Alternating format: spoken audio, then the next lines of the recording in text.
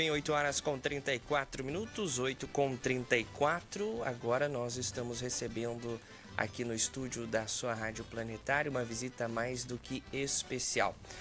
O nosso amigo já conhecido na comunidade, o Danilo Luiz Benedetti, engenheiro agrônomo, especialista em sistema de plantio direto e instrutor do Senar desde 94.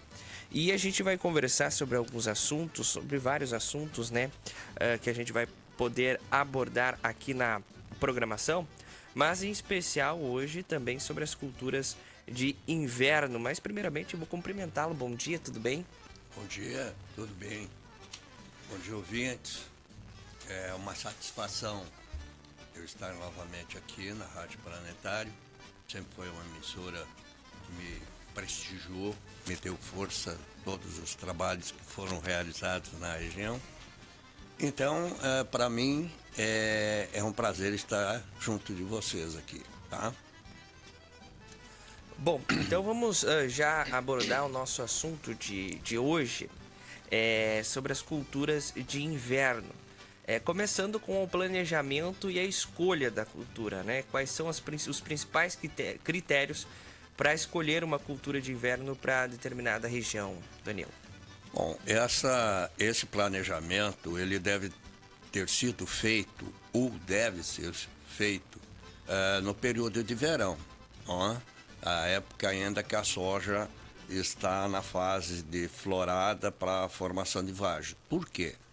Para você conseguir variedades extremamente produtivas, principalmente em trigo e cevada, você tem que fazer a sua reserva com antecedência bastante grande, para que as empresas e as cooperativas tenham condições de adquirir aquela semente se elas não o têm. Portanto, o planejamento de inverno se faz no verão e o de verão se faz no inverno. E assim sucessivamente, porque hoje o mercado é livre e muitas vezes quando você pretende uma variedade que ela se adaptou na tua propriedade, você não consegue mais ela porque teve alguém que se antecipou e adquiriu toda a semente muitas vezes. Então o planejamento é importante por isso. Hoje, dentro do mercado de trigo, nós temos mais de 50 variedades de trigo extremamente produtivas. Mas elas devem ser adquiridas levando em consideração aonde é a tua propriedade, que altitude está a tua lavoura. É na costa do Jacuí, é indo para a Soledade, é indo para a Serra, Campo Comprido. A altitude é extremamente importante para o desenvolvimento de todo o seu potencial produtivo. Muitas vezes você coloca uma variedade precoce, né, ou hiperprecoce na costa do Jacuí, e nós, na nossa região, no Rio Grande do Sul especificamente, nós temos o fenômeno geada. E se você plantar essas variedades extremamente precoces no cedo e ocorrer uma geada posterior a 30 de julho, tenha certeza que essa cultura, que essa variedade vai sofrer perdas produtivas porque ela já está num potencial de formação de grão. Então, a escolha é pertinente, né, em relação à tua fertilização. Se você tem um solo que não é muito fértil, tem uma fertilidade média, poderá ser escolhida uma variedade que cresça, para nós obter palha também, que é extremamente importante para nossas lavouras, para a contenção do escorrimento de água. Se é uma lavoura que tem alto potencial de nutrientes, você tem que escolher uma variedade baixa para que não ocorra o acamamento. É evidente que nós temos outras maneiras, uso de produtos químicos, né, redutores de crescimento, mas tudo é custo. Então, se você escolhe uma variedade adequada para a tua lavoura, começa a diminuir os custos. Caso contrário, nós vamos acumulando produto químico, e quando é no fim, você precisa uma alta produtividade para sanar aquele compromisso que você fez junto às instituições financeiras. Então, é importante porque na escolha de variedade, muitas vezes até a quantidade de semente que a gente põe e recomenda, muitas vezes varia extremamente. Tem variedades que com 110 quilos de semente, ela chega em 480 plantas por metro quadrado, porque ela tem a capacidade de perfilhamento.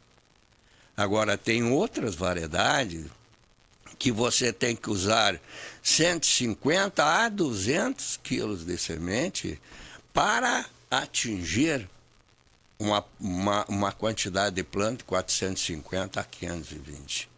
Então, todos esses fatores, esses senões têm que ser planejados antecipadamente, né, para que nós tenhamos um plantio de culturas de inverno econômico e com capacidade produtiva. Como o zoneamento agrícola influencia nessa decisão? O zoneamento agrícola é extremamente importante. Ele foi feito, evidentemente, estudando as condições climáticas, estudando solos, relevo, etc. Mas muitas vezes fica determinados pontos que o zoneamento agrícola prejudica o produtor. Agora, em 95% das recomendações, está dentro dos padrões. Então, nós temos que observar o zoneamento agrícola, porque o seguro e o Proagro, que são indenizações que o produtor solicita para proteção de sua lavoura, ela é baseada no sistema recomendado pelo zoneamento agrícola. Então, o que acontece? Você tem que fazer o teu plantio dentro daquelas recomendações estabelecidas pelo sistema. Se você sair fora, tenha certeza que você vai ter uma indenização parcial, né? Ou muitas vezes não é indenizado. Então, o produtor hoje ele tem que se planejar antecipadamente para que ele não cometa determinadas deslizes que venham ocorrer lá na produtividade, quando ele está colhendo uma falta de indenização por um plantio errôneo dentro da recomendação do zoneamento agrícola. Então tem que observar isso, porque um perito, quando ele vai fazer uma vistoria, ele tem que observar. E hoje, com a visualização remota, eles estão observando quando o produtor plantou e quais as áreas que ele plantou e que dia, até a hora. E eles fornecem esses dados ao perito quando ele vai fazer uma perícia. E este elemento, muitas vezes ele tem que obedecer rigorosamente o que está escrito por eles, porque eles fizeram uma visualização remota. Muitas vezes o produtor, o melhor período para plantar trigo aqui na nossa região, Espumoso, o Alto Jacuí, é de 1º de junho a 30 de junho. Segunda-feira é 30 de junho. Tem mais de 50% das lavouras que não foram plantadas. Por quê? Pelas más condições climáticas que estão ocorrendo nesse momento. Como fica o zoneamento agrícola? Quem vai para o lado de Soledade, quem vai para o lado de Astuna, quem vai para o lado de Salto Jacuí, ainda tem uma margem maior. Soledade, por exemplo, vai até 30 de julho o plantio. Então, esses elementos, esses produtores, né, ainda têm margem de fazer um plantio de culturas de inverno dentro do zoneamento agrícola. É esse o zoneamento agrícola. Já vou puxar um gancho também, Danilo, com relação às principais culturas de inverno, né, recomendadas, e já puxo um outro gancho com relação a condições climáticas. No momento que nós estamos hoje, elas estão favoráveis? Como eles estão hoje? Bom, você sabe que dentro da nossa agricultura, na nossa grande região, não vou falar especificamente de espumoso, porque Tapera se identifica, Ibirubá, Selba, Colorado, Vitor Guerra, toda a nossa região aqui, Soledade, Campos Borges, etc., Alto Alegre. Não gosto muito de citar, porque tu deixa o município fora, fica chato, né? Mas dentro desse, né, desse bloco de municípios, todas as variedades que estão no mercado de trigo, falando especificamente, são produtivas, extremamente produtivas. Então, aquela que o produtor escolher, ele vai ter, se as condições climáticas o permitirem, ele fazer uma boa tecnologia, ele vai ter a certeza que produzirá acima de 70 sacas de trigo por hectare. Desde que esse produtor exerça um manejo adequado àquela cultura. Entendeu? Então, o que acontece? Eu praticamente, se o produtor chegar lá e disser, eu vou plantar variedade de trigo e tal, tudo bem, como é que você vai fazer? Como é que vamos fazer? Só isso. E é específico tu saber.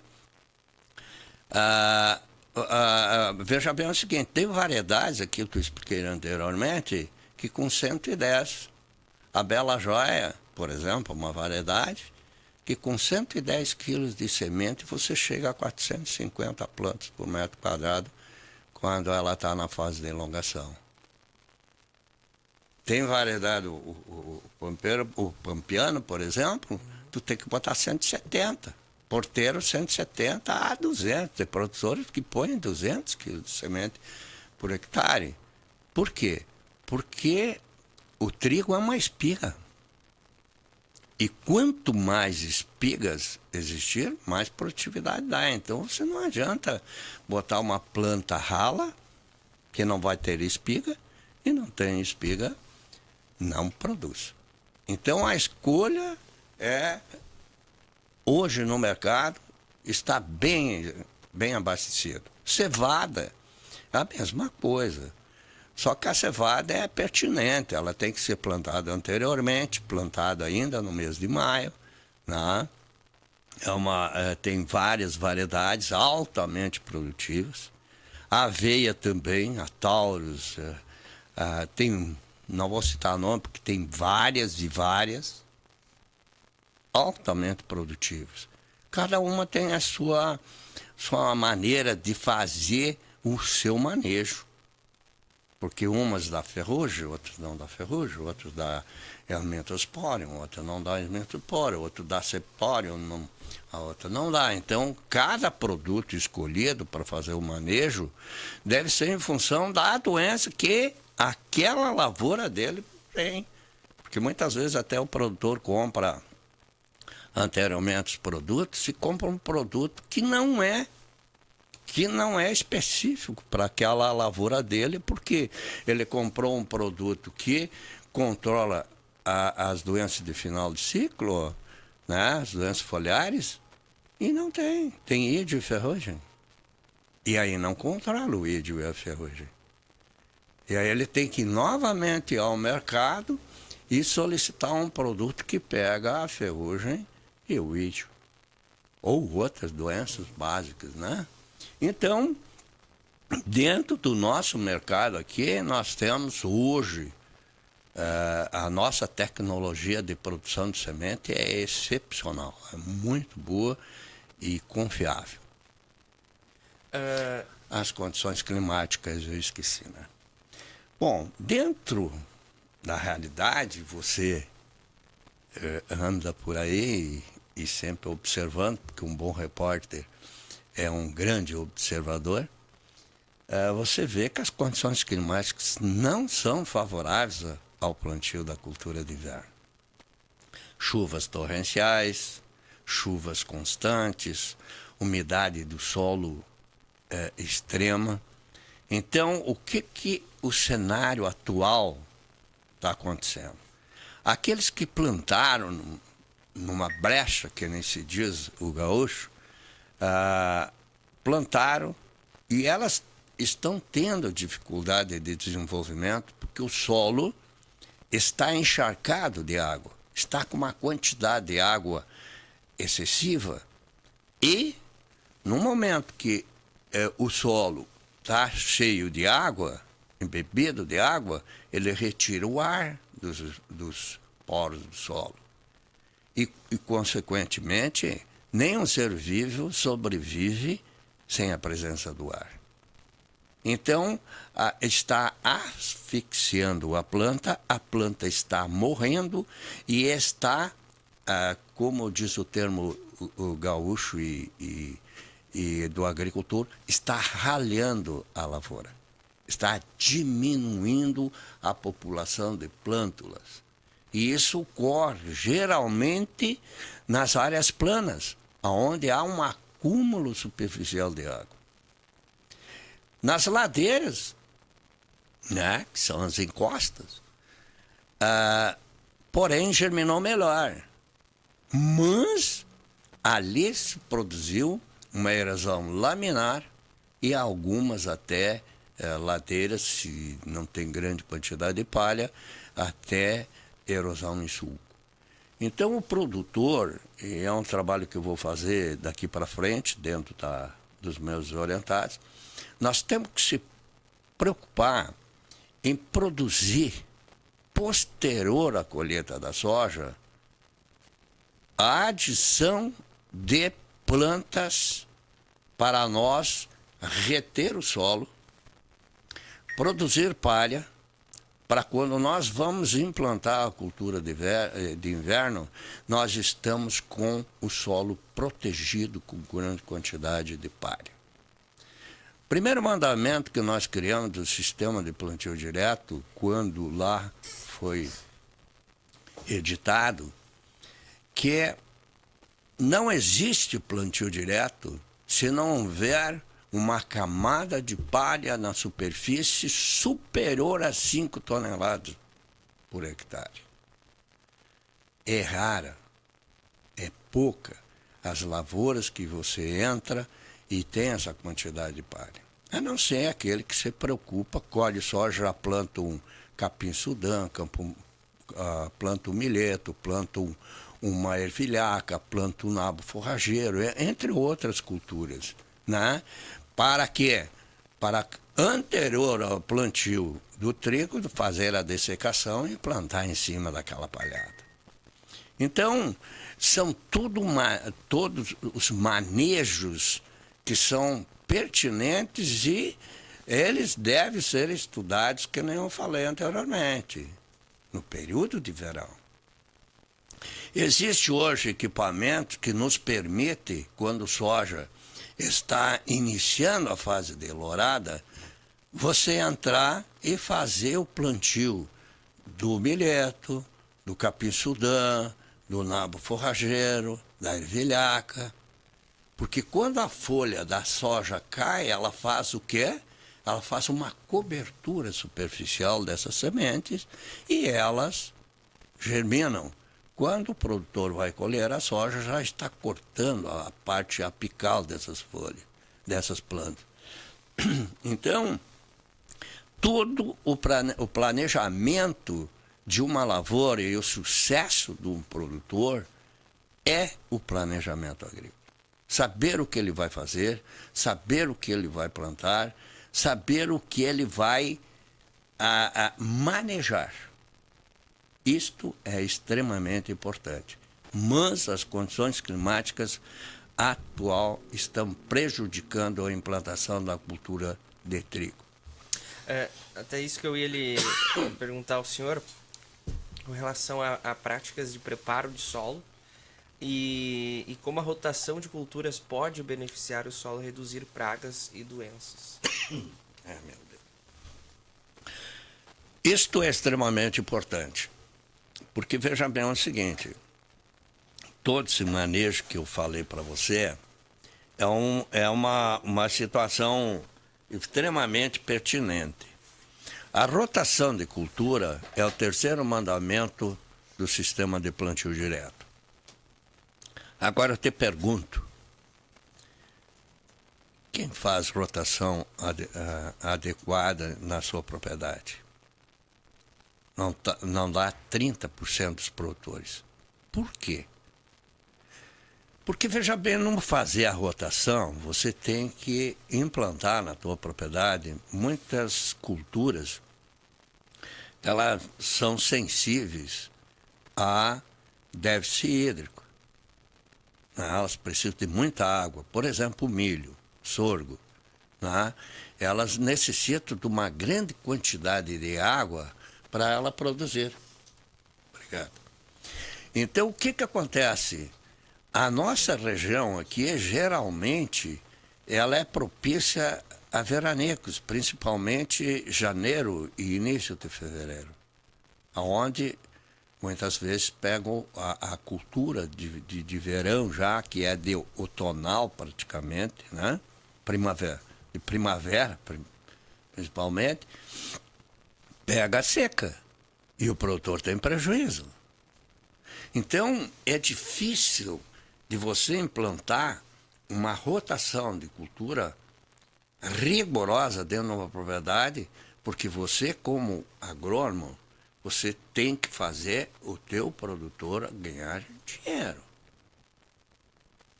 Eu sou mais adepto, e vou dizer para você aqui, e justifico e provo, eu sou mais adepto o produtor fazer uma integração lavoura-pecuária. Ele não corre esse risco. Ele pode plantar aveia e azevém 2 anos consecutivos e colocar boi. Você coloca por hectare na base de 3 unidades de animal por hectare. Quando não mais. Depende se não dá veranico no inverno também, que tudo vai depender das condições climáticas. Então esse produtor, ele tem um ganho maior porque ele tem certeza que ele vai ganhar. A não ser que vende para um agiota e não receba. Isso já aconteceu e acontece. Agora, o sistema integração lavoura-pecuária dentro de um estudo planejado, que tem que ver escorrimento de água, tem que ver estruturação de solo, tem que ver volume de pasto, tem que ver várias situações para nós fazermos a integração. Esses animais vão ficar em pastoreio rotativo ou vão ficar em área permanente. Tudo é uma adequação e um estudo. E esse estudo deve ser feito bem anteriormente. Aí, ele retira os animais e planta a cultura de verão. Soja, ou milho, ou sorgo, que é muito pouco utilizado o sorgo na nossa região, que é uma cultura com um sistema radicular agressivo, um grande descompactador de solo, e que ele tem uma resistência maior à deficiência hídrica, à falta de água. Então, a gente plantando sorgo, ele tem até, dá ao produtor uma garantia maior de produtividade. Portanto, tudo isso aí é extremamente importante. No momento que você integra gado, você está fazendo uma rotação de cultura. Por quê? Porque o gado, ele esterca, ele urina. Você sabe a concentração de nutrientes que tem a urina? Ela tem 91%, de 90% a 91% de nitrogênio. Tem 8 a 12% de fósforo e de 90% a 91% de potássio, que são os principais nutrientes do nosso solo. O esterco é inverso. Ele tem 8% de nitrogênio, tem 90% de fósforo e tem de 8 a 10 de potássio. Se você une os dois, não dá 100%. Não falando disso, que no momento que você está pondo o gado ali, você desenvolve nesse teu solo os macros e os micros organismos desse solo. Os decompositores, os macrotróficos, decompositores de matéria orgânica. Você vai estabelecer ali minhoca em maior quantidade, você vai corose, etc., que eles perfuram o solo deixando como um queijo mineiro. E isso acontecendo, quando das grandes chuvas, há uma capacidade desse solo de infiltração de água e retenção de água por um período mais longo. Alguns fazem. E esses, se você botar no cenário, se você fizer um trabalho desses que fazem esse tipo de rotação de cultura, você vai ver que é o produtor que tem maior estabilização econômica. Então nós não podemos, como produtor, não podemos como pecuarista, não podemos como profissionais, ser imediatistas. É muito cômodo plantar soja.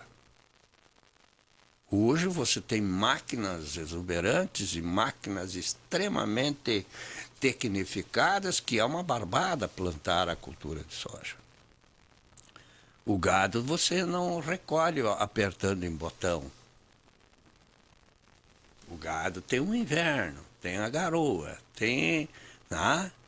São situações diferentes. Mas eu quero crescer, eu tenho que me adequar à minha situação. Que cada propriedade é uma história diferente. Cada lavoura é uma história diferente. Então, todos esses fatores que envolvem a nossa agricultura, pecuária, eu só falei em gado, pode ser ovelha, pode ser outros animais, né? Que existem no cenário. Mas o gado é mais prático.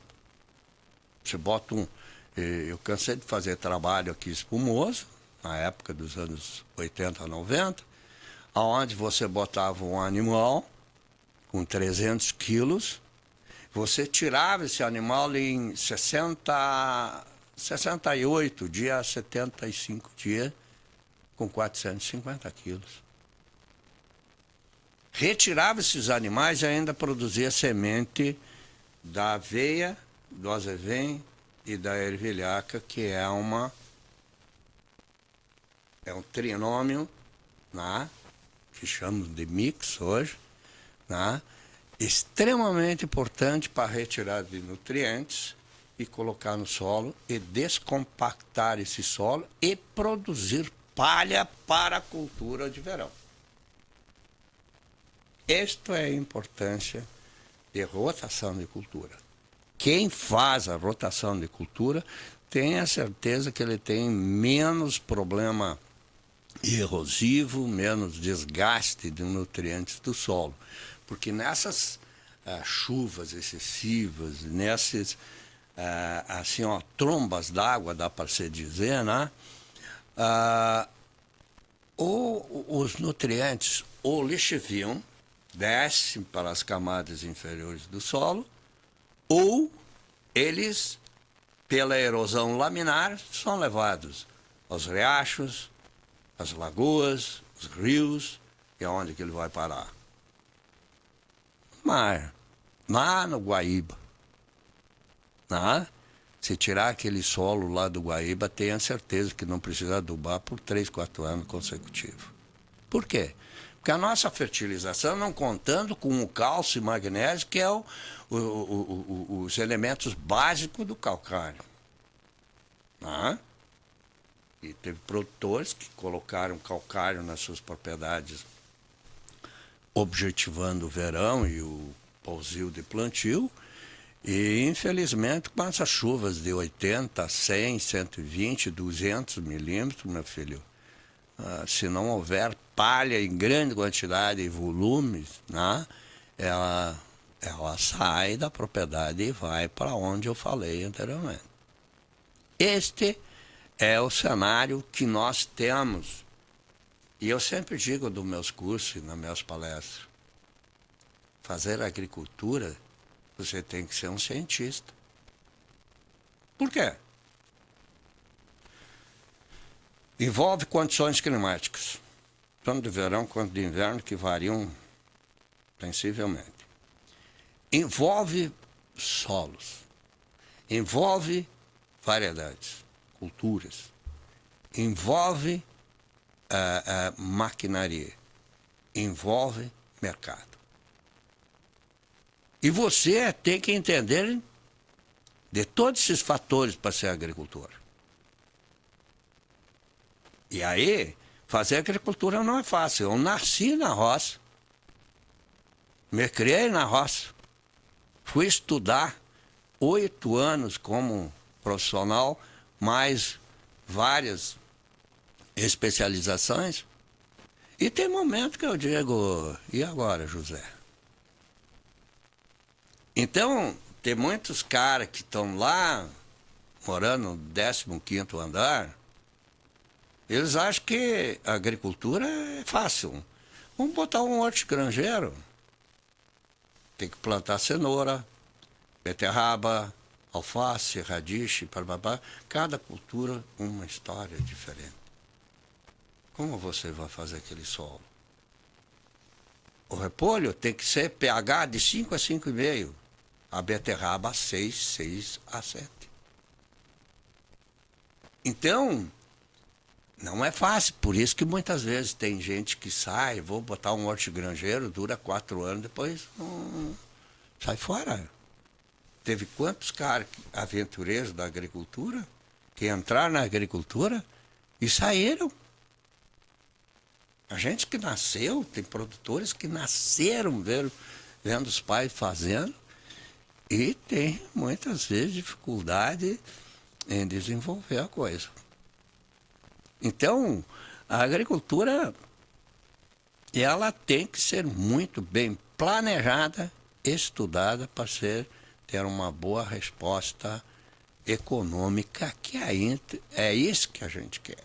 A gente quer receita, não quer boniteza dentro da agricultura. Você quer que no final daquele exercício, aquele produtor, aquele pecuarista tenha resultado econômico. Se não houver isso aí, não há prosseguimento na atividade. Então, todos esses fatos, essas coisas, têm que ser relembradas até. É uma coisa que a gente vai ter que voltar a dar palestras, o curso, sobre plantio direto. Esqueceram o plantio direto. Entendeu?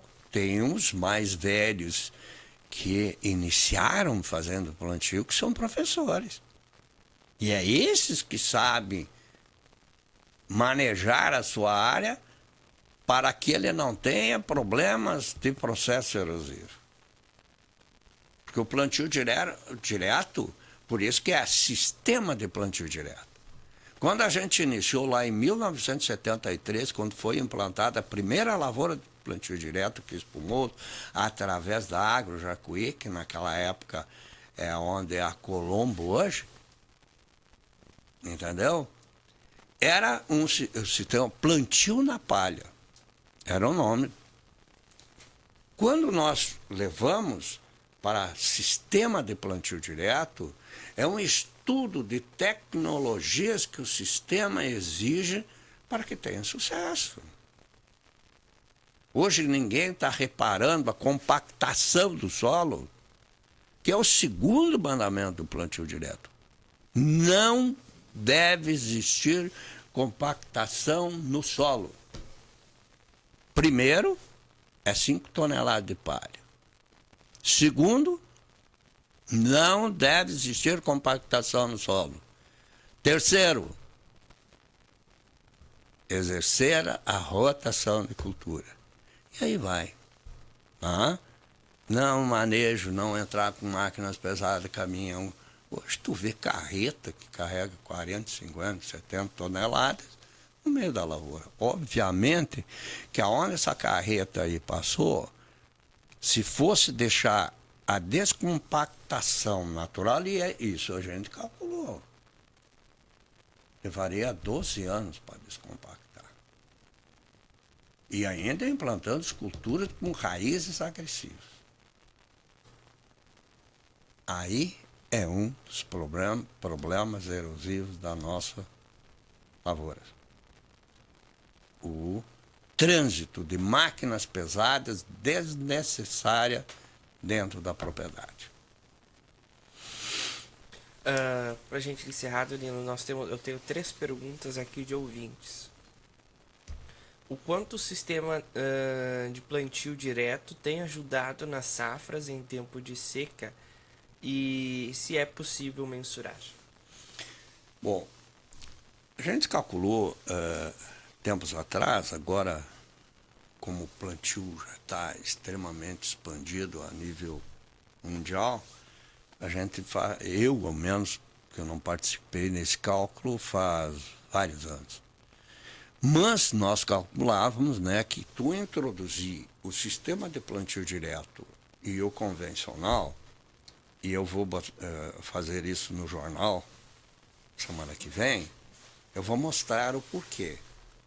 Entendeu? Que é outra continuidade disso que a gente vai falar aqui e está dizendo aqui.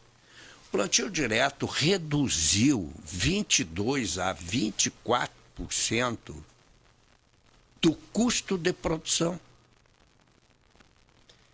22% a 24% reduziu o custo de produção. Quem faz o sistema de plantio direto adequadamente, mantendo os 10 mandamentos do sistema,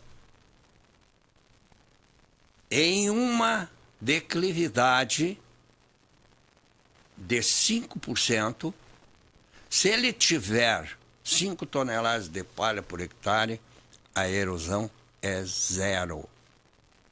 E provo. Então, além de reduzir esses 22% a 24%, o sistema plantio direto, ele beneficiou o solo, porque, veja bem, você colhe trigo, fica aquela camada de palha. Planta soja, fica aquela camada de palha. Planta milho, aí que vem a rotação, fica aquela exuberância de palha. Isso se chama acúmulo de palhadas de efeito sanduíche. Camadas. E o que acontece com aquela palha de trigo que está rente ao solo? Os macro e os micro-organismos do solo vão decompondo. Tanto que esses produtores, muitas vezes, a gente vai com eles na lavoura, afasta a palha, você já vê a matéria orgânica na superfície. Tanto que esse dia eu tirei uma amostra de solo e tirei de 0 a 5, de 0 a 10 e de 0 a 15. A de 0 a 5 tinha 4,8 de matéria orgânica. Por quê? Por causa das decomposições de palha. E o que é a matéria orgânica? Matéria orgânica é a vida do solo. E solo sem vida não é solo.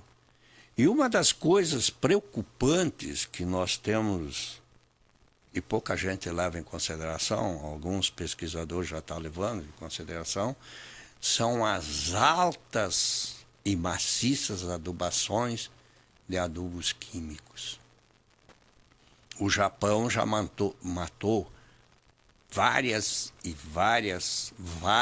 milhares e milhares de hectares em colocando grandes quantidades de adubos químicos no solo. Mata a matéria orgânica, mata a vida do solo. Então, nós temos que fazer uma associação de adubações orgânica, né, através de resíduos culturais, através de estercos de galinha, peru, boi, vaca, sei lá, cabrito. E a química. Nós não podemos dizer que não vamos adubar sem a química. Mas nós temos que fazer um equilíbrio de fertilização, porque o adubo orgânico tem alta quantidade, altos percentuais de nitrogênio ou taxa de carbono. E você tem que fazer o equilíbrio entre fósforo e potássio e microelementos. Boro, cobalto, zinco, molibdênio, né, manganês, né, enxofre. Não, enxofre é elemento secundário. Então, o que acontece com tudo isso aí? É planejamento. Eu botei 3 toneladas de esterco de galinha, né? Como é que vai ficar? Se eu tenho 21% de nitrogênio, eu boto 3 toneladas de esterco de galinha, quanto de nitrogênio eu estou pondo? 610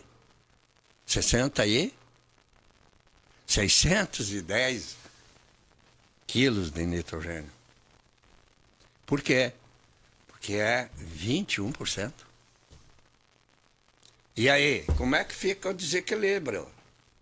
Tem regiões do Rio Grande do Sul, já prestei assistência técnica, já fui nessa propriedade desses produtores, onde eles têm aviários na sua propriedade, então eles só adubavam com esterco de galinha. Plantaram soja deu do meu tamanho, 1,61 m raso, sabe? 1,60 m, eu não enxergava nada na minha frente, mas não produziu nada. Tivemos que fazer silagem dessa soja. Por quê? Porque não houve equilíbrio nutricional. Tudo é equilíbrio. Tu pode tomar uma cervejinha, mas se tomar 10 por dia, já está desequilibrado. Então, a nossa relevância dentro da agricultura é planejar para produzir dinheiro, para ter receita. Eu tenho que ter receita. Isso é um lema meu. Se eu não fizer o produtor ganhar dinheiro, não adianta estar comigo. Mais um empecilho. Tem que fazer ele ganhar dinheiro. Não adianta. Eu sempre comparo nos meus cursos um bolo, né? Uma torta, bolo. Qual é o significado do chantilly? Deixa bonitinho, né? Mas não é o bolo que está com os elementos gostosos?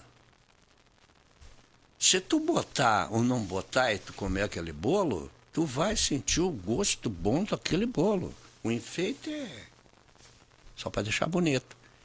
E a agricultura, tu não tem que deixar bonito. Quando a gente pode deixar bonito, se faz deixar bonito. Desde que me dê resposta econômica. Entendeu? É isso, meu amigo. Temos outra ainda.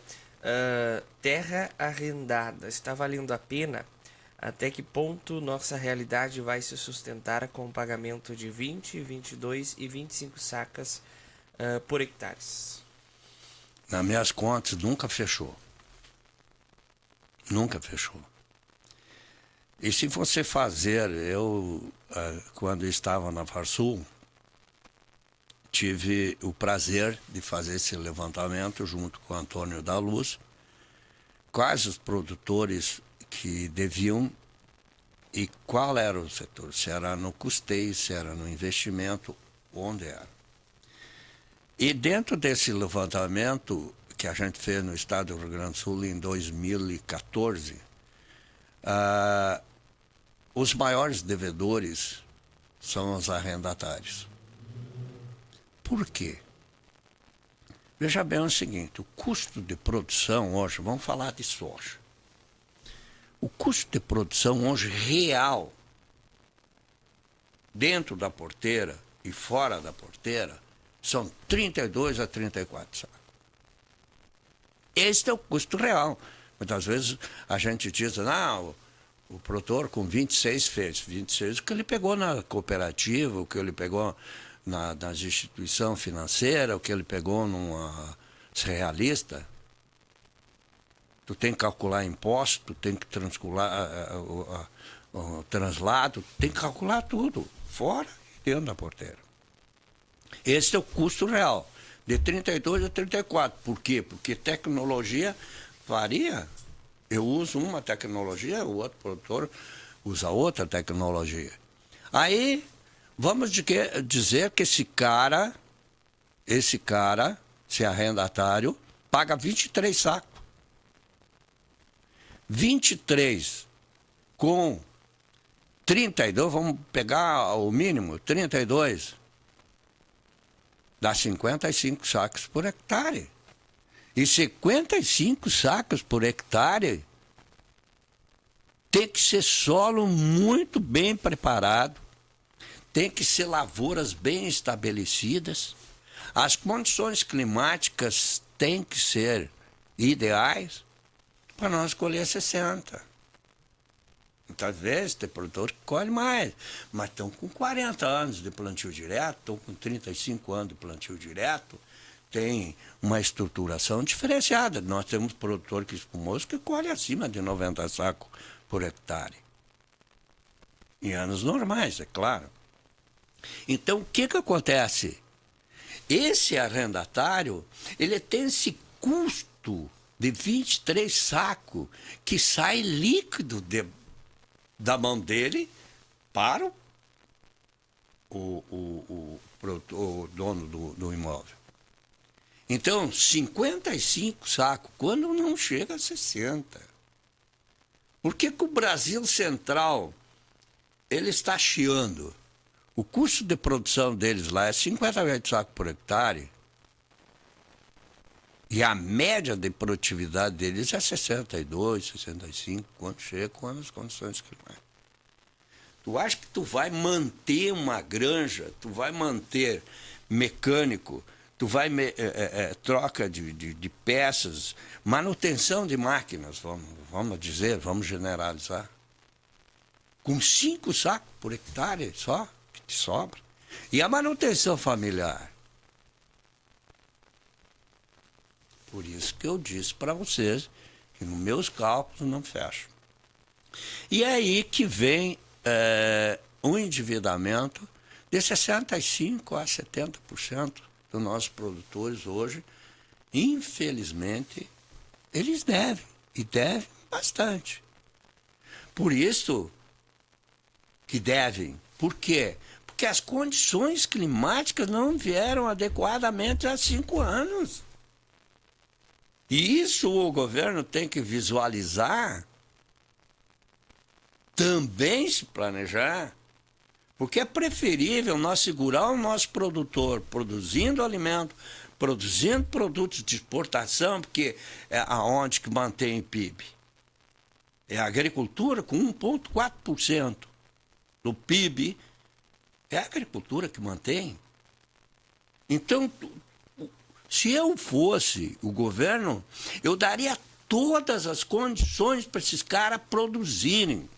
Produzir alimento, produzir produtos de exportação, produzir o que esse país, do sul ao norte, do leste ao oeste, com 847 milhões de hectares, dá para plantar de tudo. dizer que tem brasileiro passando fome? Não. É falta de um estudo adequado, como nós fizemos em 2010, para o novo presidente. Nós fizemos um trabalho, as Embrapas, advogados, todo o sistema todo. O que esperamos do novo presidente? E entregamos para a dona Dilma, que foi na época ela a contemplada a ganhar a eleição. E o que foi feito daquele trabalho? Eu tenho todo o trabalho ali no escritório, porque quem vê o que nós fizemos, ficando tantos dias em Brasília, todas as equipes, só técnicos, não tinha políticos. E entregamos para ela desenvolver uma agricultura a nível de Brasil, que é extenso, nós produzimos de tudo, é frutas, é verduras, é legumes, é soja, é milho, é tudo. Algodão. Qual o país que tem essa dinâmica, esse poderio? Eu visitei outros países. Pode plantar só cultura de verão, porque o inverno dá 80 a 1,5 metro de neve e não se cultiva nada. Até o gado tem que ser estabulado porque não sobrevive. Onde acontece isso? Alguma nevezinha de 3, 4 centímetros que o pessoal corre para ver como é que é. Então, meu filho, o que está faltando para nós, e é lamentável o que está acontecendo com o nosso produtor, nosso pecuarista, porque não é só o produtor que está sofrendo, o pecuarista sofre tanto quanto, é um planejamento agrícola adequado para as situações de cada estado. O estado do Rio Grande do Sul tem que ter uma política agrícola nossa, do nosso estado não podemos ter uma política agrícola semelhante ao Nordeste ou o Brasil Central. Cada estado tem a função de fazer. E isso quem tem que delegar é o governo federal, dando condições aos governos estaduais, os governadores, estabelecer a sua política agrícola. Uma das coisas que tem que se fazer nesse Brasil é reduzir impostos. Isso é uma vergonha. Isto é uma vergonha. Você paga imposto, eu e tu aqui conversando, nós estamos pagando imposto. Tá? Então, é uma coisa que eu sei a pergunta que esse produtor fez. E digo para ele, esses arrendamentos de 18 a 27 que tem na nossa região é impagável. Então, essa é a situação da nossa agricultura hoje. É lamentável. Não sei o que está acontecendo, não temos sucesso em termos de tramitação, de renegociação. Eu participei de 2 renegociações de dívida dos agricultores. A última foi em 2010, que o produtor terminou de pagar em 2020, 2021. E agora que as coisas estão indo pelo mesmo caminho, eu não estou vendo condição favorável para esse produtor ganhar uma elongação. Não adianta prorrogar para 4 anos. Eu vou prorrogar minha morte lá para 4 anos. Tem que calcular o que esse produtor necessita para manutenção, o que é custo de produção, o que é pago de arrendamento, porque, meu filho, se ele não tem terra, ele tem que arrendar. É uma, porque muitos proprietários que estão com a minha idade, por exemplo, eles não têm mais capacidade de plantar. Então, eles arrendam as propriedades para quem tem condições. Lá na Austrália é assim, minha filha. Você chega a 75 anos, o governo compra a terra desse proprietário. Aplica o dinheiro no banco. Quando os dois cônjuges falecerem, eles chamam os filhos e repartem em partes iguais o dinheiro. Mas aquela área já está, depois dos 75 anos desse produtor, já está vendida para o outro jovem produzir tanto quanto é a necessidade do país. Entendeu? E nós, o que fizemos? Nada. Então, essas coisas que tem que mudar. A política agrícola tem que mudar. É uma ciência. E essa ciência tem que ser estudada, não é chute. Senão nós vamos... Que tal o produtor dizer assim, ó, nós não vamos plantar em 2 anos. Onde vai o caminhoneiro? Falência, porque não tem o que ele puxar. Os vendedores de diesel, postos, uma falência. Porque, queira ou não queira, que manter o sistema, os grandes consumidores de diesel. As pessoas vão comer o quê pendurado lá no 15º andar? Vai faltar mandioca, vai faltar batata, vai faltar carne, vai faltar tudo. Gente, é simples a coisa. Só que tem que ser administrativa. Nada nesse país se faz sem uma ótima administração. Não sei como é que está o meu tempo. Temos 30 minutos. Ainda? Ainda. Então tá bom, vamos lá. Tá? Então, essa é a minha preocupação como produtor e como engenheiro agrônomo. Faz 44 anos que estou na atividade de planejamento agrícola. Então, a gente vê que dá para se fazer as coisas. Só que não há a vontade. Eu tenho ainda 2 perguntas que foram colocadas aqui. A gente se programou com um roteiro, eu não vou conseguir seguir porque é bastante coisa. Mas falando aí sobre, então, da nossa região aqui em específico. Nós tivemos aí, falar da nossa região, porque nós estamos aqui, enfim, mas foi todo o estado que deu enchentes, deu chuvas e teve nesses últimos dias também muita água.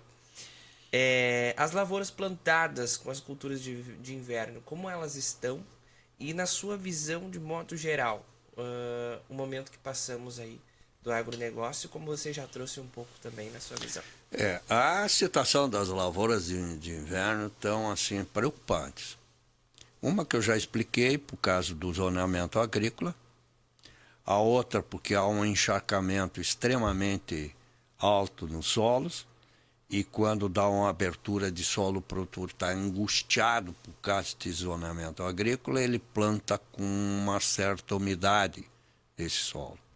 Aí vem outra chuva. E aí também entra a parte dos nutrientes hoje, que como o senhor disse, tá tudo lá no Guaíba.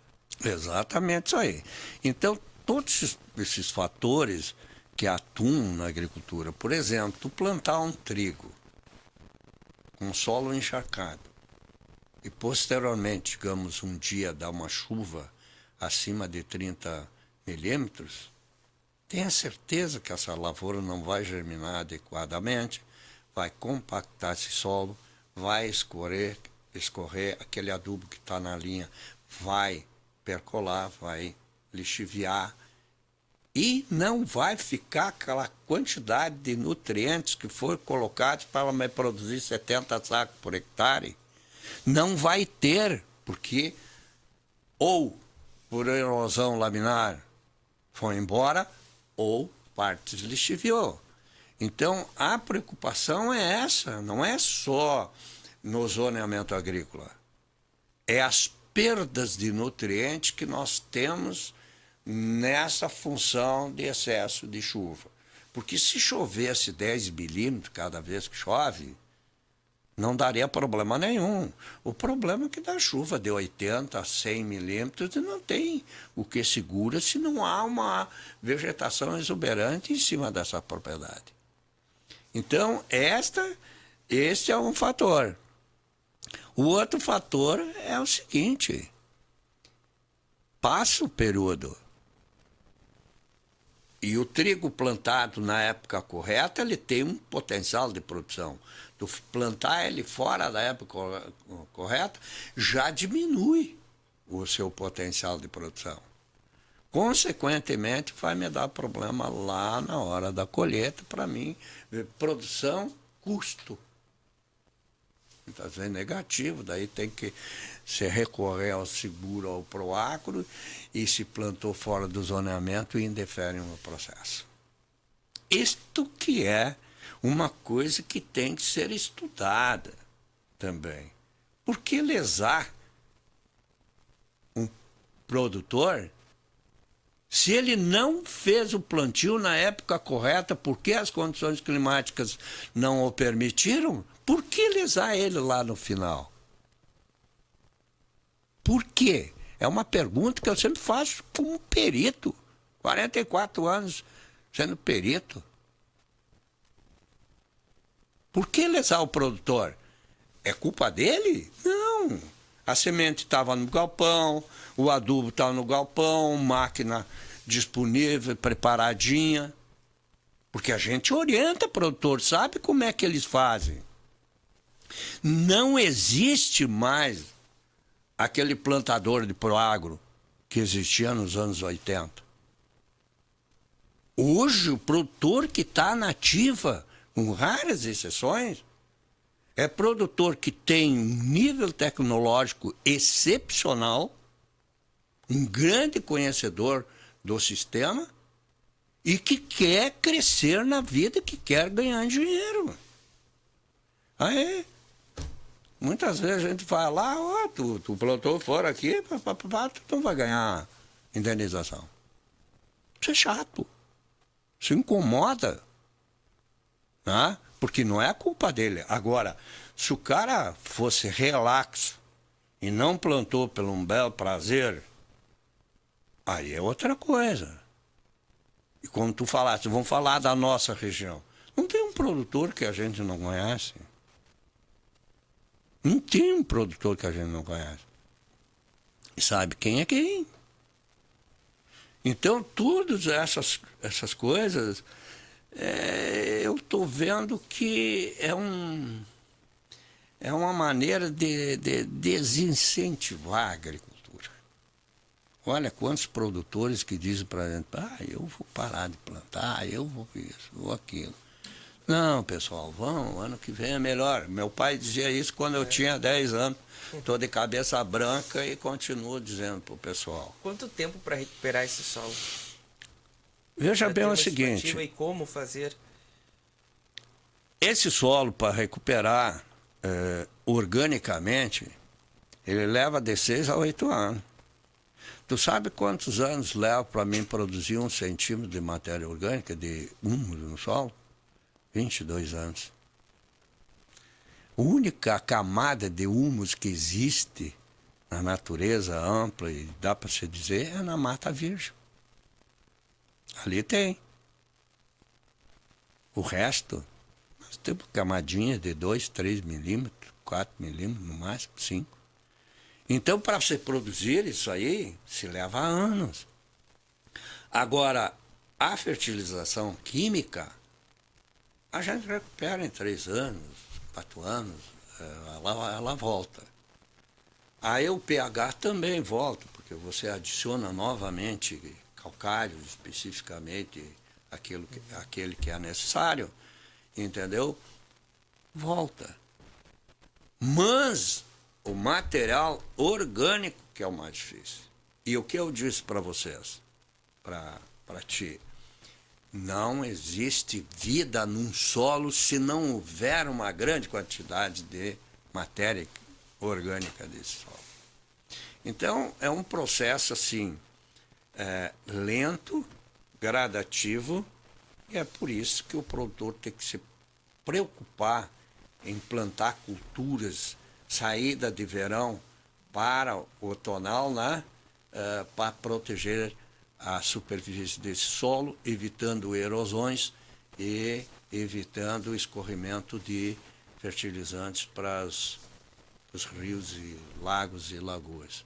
Então é um processo lento, mas se recupera. Quando eu vim para Espumoso, já falei aqui na rádio outras vezes, eu cheguei em Espumoso em 1980 a 81. A média de produtividade de Espumoso era 18 a 22 sacos de soja por hectare. Por quê? Porque não tinha fertilização no solo. Aquele solo era totalmente erodido, com raras exceções. Tá? E o que acontecia? Um alto teor de acidez, porque aqui na nossa região é uma característica de mata de pinhais, né? De pinheiros, e aonde dá pinheiro é porque o solo é extremamente ácido. Né? Então, dentro de tudo isso aí, houve um estudo, naquela época, quando a gente chegou, era queimado a palha, o produtor colhia, não colocava picador e nem esparramador de palha, largava em linha e posteriormente colocava fogo. Queimava a palha, desprotegia solo, vinha chuva, levava embora. Alta acidez, entendeu? Soja não tinha condições. Muitas vezes tu entrava numa lavoura, soja em determinadas partes batia no joelho e outras partes dava no meio da canela. Por quê? Irregularidade de fertilização. Então, houve um estudo muito grande, através de cooperativas, através de escritório de planejamento, profissionais e tal, e matéria, onde nós fazíamos programas para não queimar palha.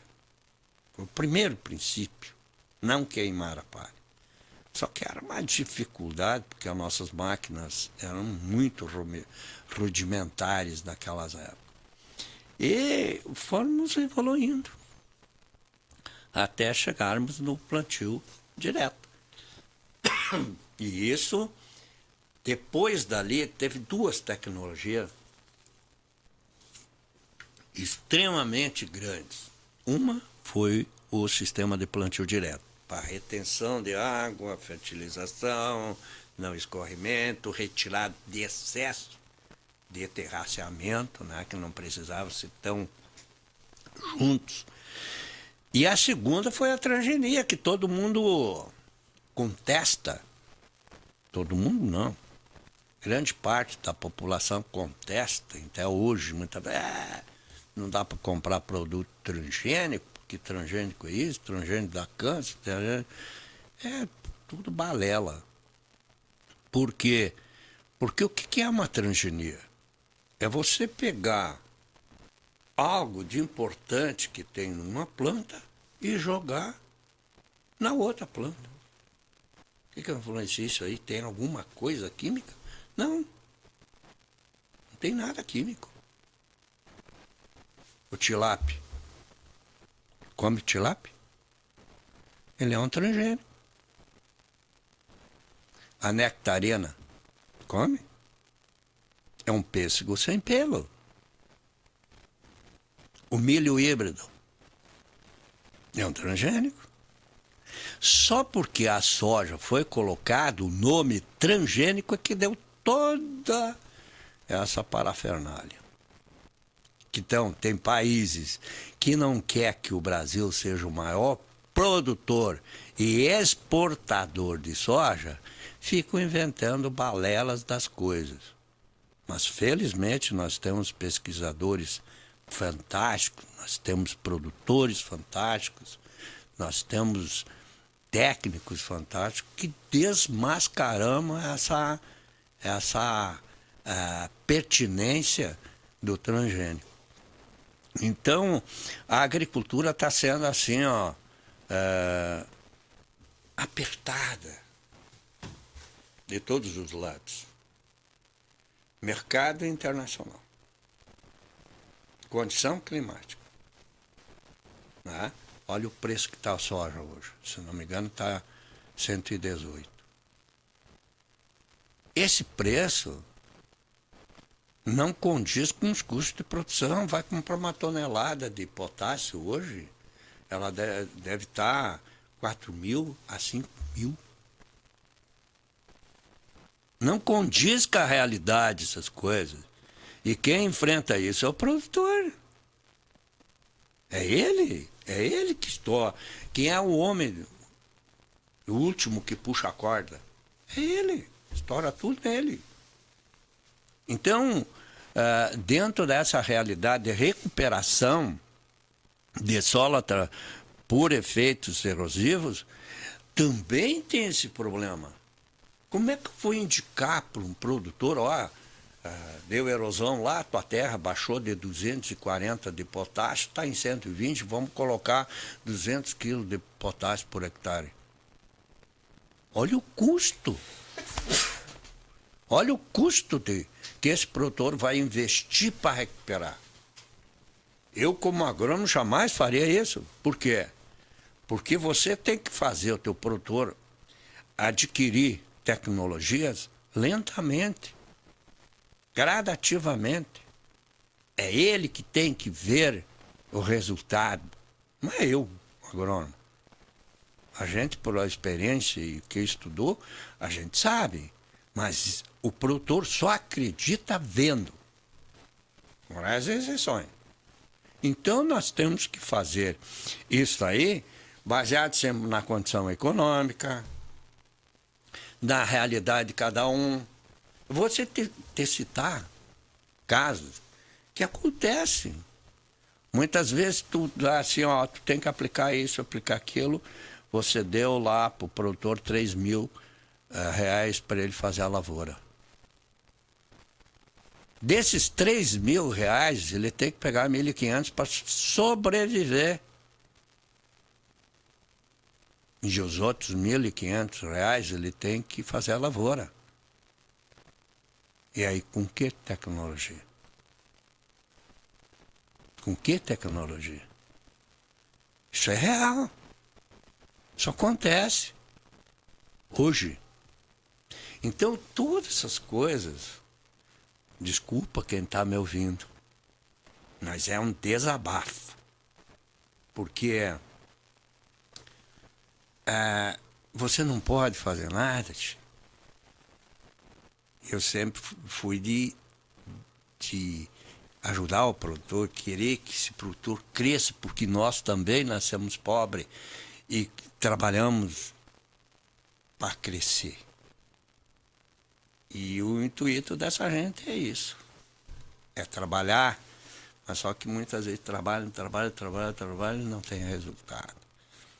Tem guri em relação à minha idade, que esse ano que passou fazendo perícia, eles me disseram, eu ajudei o pai até esse ano. Faz 3 anos que está na agricultura só levando cacetada. Eu vou arrumar um empregozinho na prefeitura ou aonde, numa firma, e vou sair da agricultura. E o que acontece com esse setor? Se o filho não volta para ajudar, nós não temos quem fazer a continuidade da coisa. Aí, meu filho, é assim, não é, tudo é cíclico, tal. Daqui a pouco nós vamos ter 6 a 8 anos de agricultura favorável, a gente potenciabiliza, citava exemplos que a gente viveu, né? Mas é isso. A reposição está difícil na agricultura. E o exemplo, se tu sair no interior, não sei de onde você veio, mas tu sair do interior, nós tínhamos um interior com grande potencialidade de pessoas morando no interior. Tu vai naquelas comunidades, só tem um pavilhão em 1 e 2 casas. O resto já veio tudo para a cidade. Por quê? falta de sustentabilidade no setor. É isso. Bom, Danilo, obrigado pela participação. E se houver mais alguma coisa para destacar, também fique à vontade. Eu te agradeço, né, porque era uma oportunidade que eu tinha para desabafar. Eu fiz.